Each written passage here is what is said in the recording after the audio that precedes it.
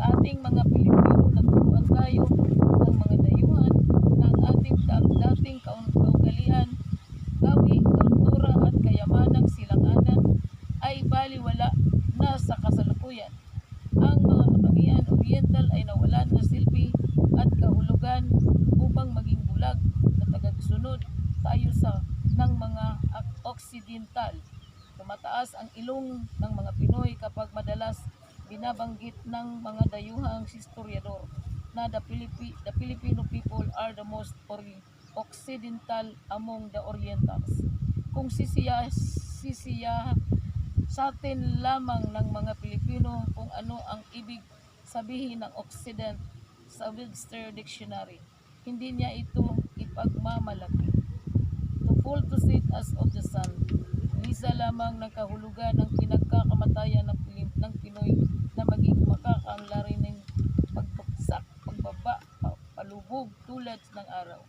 Iyon lamang ang pag-ibig sabihin ng Occidental, payag ng payag at gustong-gusto naman ng Pinoy na alisin sa kaniya ang pagiging Orientalist. Samantalang napakadami ang napakahalaga ng ibig sabihin nito ayon na rin sa pakahulugan ng mga Western tulad ni Webster. Noon is a pearl of great luster, the luster of sheen of a pearl.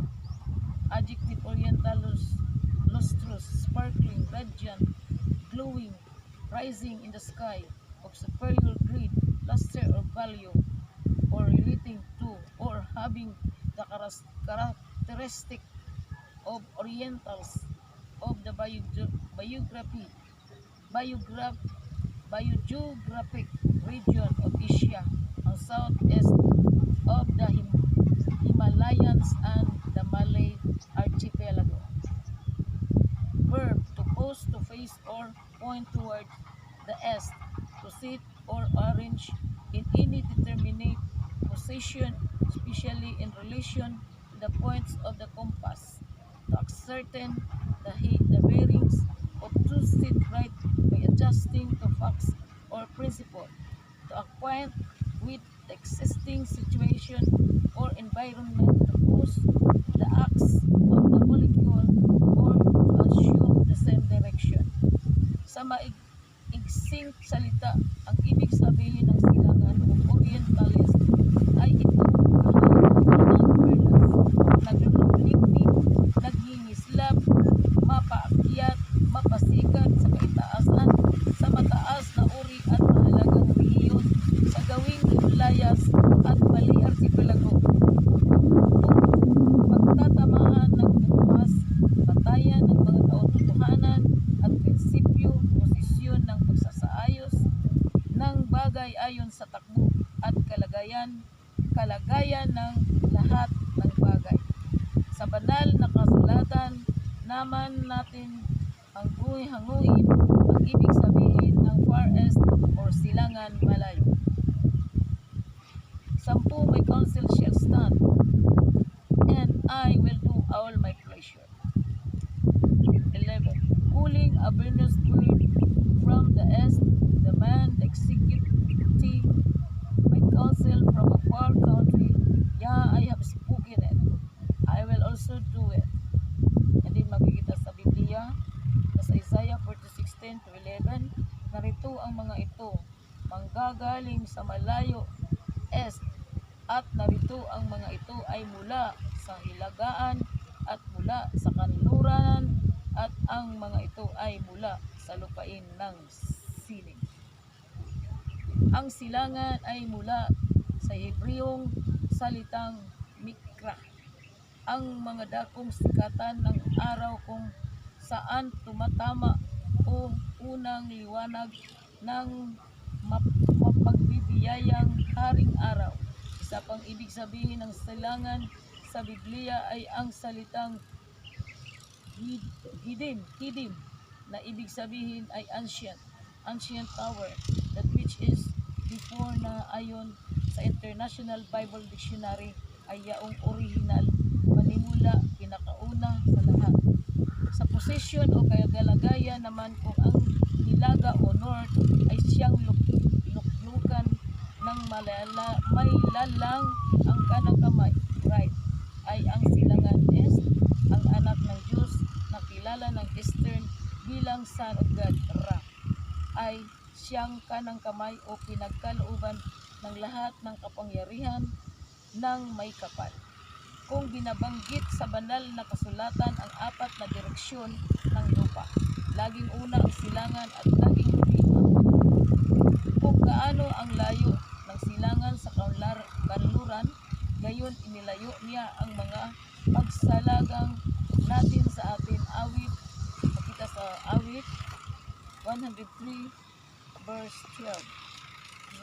Upang kanilang maalaman mula sa sikatan ng araw at mula sa kanlaran sa nawalang iba liban sa akin, ako ang Panginoon at walang iba. Huwag kang matakot sapagkat ako'y sumasa iyo, aking dadalhin ang iyong lahi mula sa silangan at tipisanin kita mula sa kanlaran. Aking sasabihin sa hilagaan, bayaan mo, at sa timugan huwag mong pigilin. Dalhin mo rito ang aking mga anak na lalaki na mula sa malayo, est, aking mga anak na babae na mula sa wakas ng lupa. Minsan lamang yata na unang banggitin sa Biblia ang mga kanluran kaysa silangan at may kinalaman lamang ito sa pagkakataon sa Diyos. Sa gayoy katatakutan nila ang mga pangalan ng Panginoon mula sa kanluran, est, west, at kaniyang kaluwalhatian ay mula sa sikatan ng araw o est, sapagkat siya'y darating na parang bugso ng tubig na pinayaon ng hininga ng Panginoon. Bakit naman itinalakay ang mga kinalaman sa kahalagahan ng silangan orientales angat sa mga kanluranin occidentales, sapagkat nais naming baguhin ang kasinungalingan inihasik ng mga westerners sa nagapi at nakukupkop na kaisipan ng mga easterners. Pangunahin at pinakamataas na lahi raw ang mga kanluranin at higit sa lahat ng bagay kaysa mga silanganan. Wala raw katuturan ang mga alamat, tradisyon, kasaysayan o kulturang Pinoy. Para sa kanila, ang Indio ay galing lamang sa Chungbo. Binura ng mga Kastila ang mga superioridad ng mga Malayang Indio at inahasik ang paniniwalang ang mga puti lamang ang may mataas na uri ng lahi, kultura at sibilisasyon. Pasalamat anya ang Pinoy sa pagkakatuklas sa kanila ng mga Kastila at naghimagsik ang laso na ihasik ng mga puti sa mga may kulay na tao sa mundo.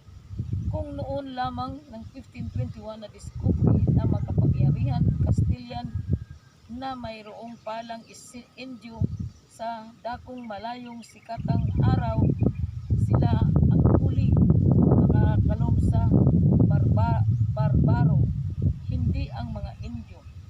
Totoong mga Indio, taga East Indies ang mga Pilipino, subalit hindi mga barbaro na tulad ng kanilang akala. Ang mga Easterners tulad ng mga Islamic nations ang unang nakadiscovery sa kanila at sa inaalipin pa nga sila ng mga humahid na dismo at turko sa loob ng 8 siglo. Nauna pa sa mga Muslim ay ang mga Malay